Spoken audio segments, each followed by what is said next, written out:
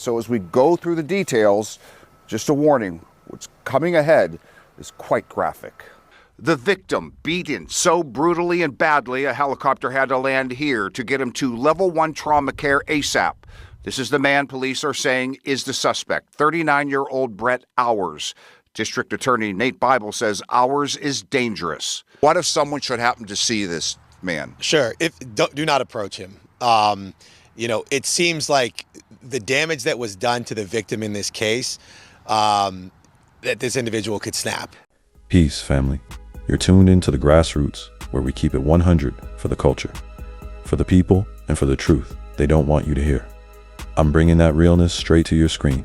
No filter, no apologies. Today, we're diving deep into a story that's got the streets buzzing and the system shook. A brutal, unprovoked attack on a black man named Preston Coleman by a white dude named Brett Hours. This ain't just a story about one night in Aliquippa, Pennsylvania.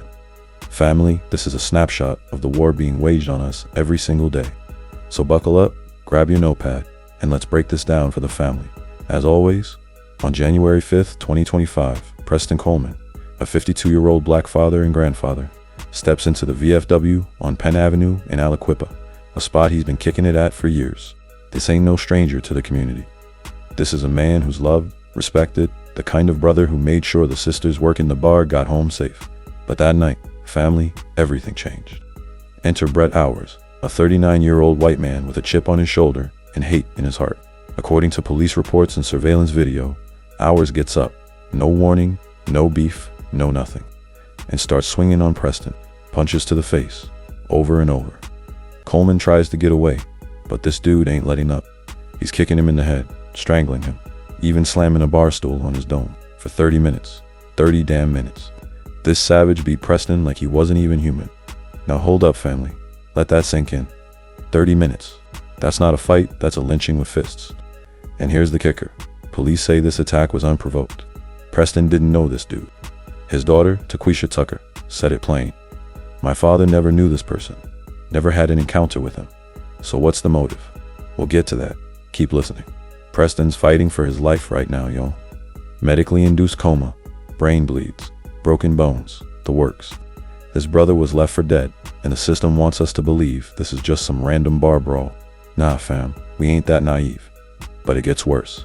While Hours is going berserk, another dude, Ronald Brown, walks into the VFW, sees Preston laid out, defenseless, and what does he do? Joins in, starts punching him in the head, neck, and face like it's open season. And the bartender, Brown's daughter, Julia Smith, she didn't call 911. She hands her pops a wash rag, so him and Hours can wipe the blood off and bounce. No one in that bar called the cops until Hours was long gone. Think about that, family.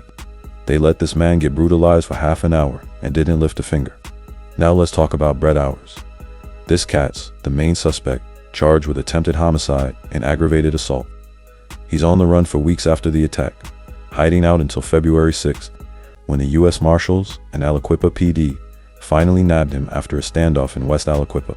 Ronald Brown, he turned himself in earlier, posted a $100,000 bond, and he's out. Meanwhile, Preston's family is holding spaghetti dinners to raise money because he's still in the hospital, fighting to come back to his kids and grandkids.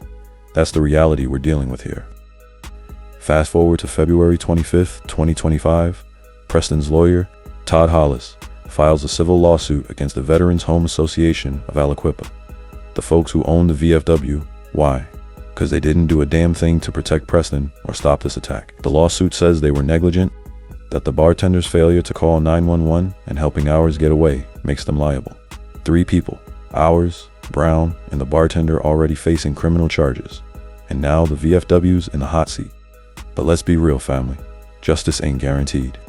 Preston's still in critical condition, and these cats might just walk away with a slap on the wrist. Now, here's where it gets real provocative, because I know what some of y'all are thinking. Was this a hate crime? Preston's family says hell yes. Their attorney, Steve Bart, laid it out. It's a hate crime because you don't do this to a human being. Humans are not to be treated this way. The Beaver County DA says they're still investigating that angle. But we ain't holding our breath.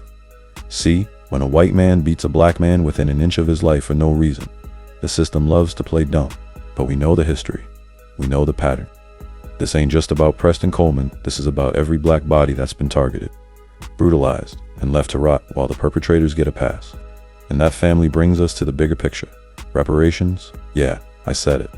See, what happened to Preston ain't an isolated incident, it's a symptom of years of unpaid debts. Black Americans been catching hell since we were dragged here in chains.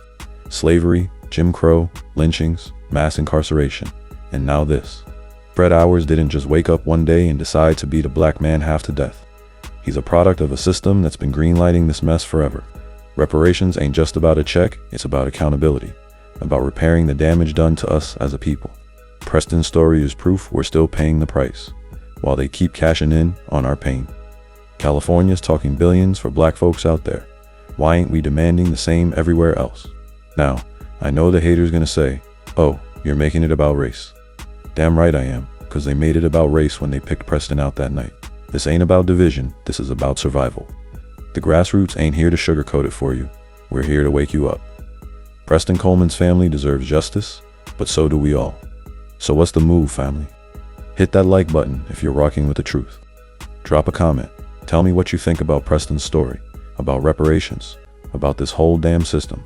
Subscribe if you ain't already, because the grassroots is where the real talk lives. Share this with your people, because they need to know too. Until next time, stay sharp, stay woke, and keep fighting for the family. Peace.